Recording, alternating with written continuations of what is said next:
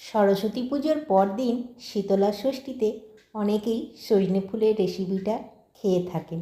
তাই বন্ধুদের জন্যে আমি আমার মতন করে সজনে ফুলের একটি রেসিপি নিয়ে এলাম। এখানে আমি কিছু তাজা সজনে ফুল নিয়ে নিয়েছি। ফুলগুলো নিয়েছি, সাথে কিছু কুড়িয়েও আছে। একটু বেছে নিতে হবে, অনেক সময় পোকা থাকে, তো তাই একটু দেখে দেখে বেছে নিয়েছি।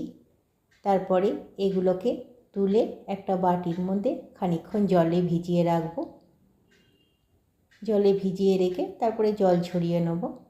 আর এখানে একটা ছোট সাইজের আলু কেটে নিয়েছি, একটু লঙ্কা নিয়েছি, আধখানা বেগুন, আধখানার থেকে একটু বেশি বেগুন নিয়ে নিয়েছি, আর পোস্ত সর্ষে বড় 1 চামচ জলে ভিজিয়ে সাথে 4টে লঙ্কার সঙ্গে বেটে নেব। কড়াইয়ে তেল গরম করতে দিয়ে একটা শুকনো লঙ্কা দিয়ে দিলাম, অল্প 1/2 চামচ মতন কালো জিরে দিয়ে দিলাম। শুকনো লঙ্কা আর কালো জিরেটা ভাজা হলে পরে যে আলুটা সরু সরু করে কেটে রেখেছিলাম সেটা দিয়ে দিলাম। আলুটা একটু লাল করে ভাজতে হবে, আলুটা একটু সেদ্ধ হতে টাইম লাগে বলে আলুটা আগে দিলাম, পরে বেগুন ফুলগুলো দেবো। এই সময় লবণটা আর 1 চিমটে হলুদ দিয়ে দেবো।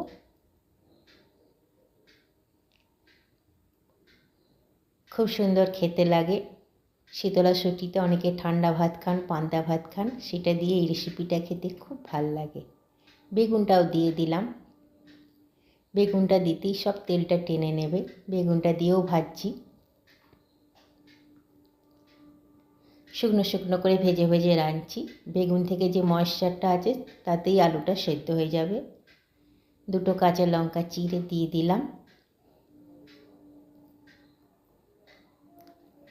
এই সময় সাইড থেকে একটু কাঁচা তেল দিয়ে দেবো। কাঁচা তেল দিলে সর্ষে বাটা আর পোস্ত বাটার সঙ্গে খুব সুন্দর লাগে, একটা সুন্দর টেস্ট আসে, গন্ধটাও খুব সুন্দর হয়।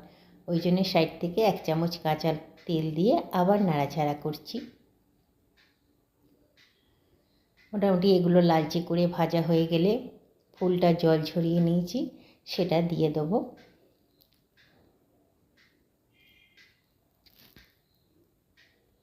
এরপরে ফুলটা একটু ভেজে ভেজে রাখবো। খুবই টেস্টি হয় খাবারটা, সিম্পল কিন্তু খুব সুন্দর খেতে লাগে।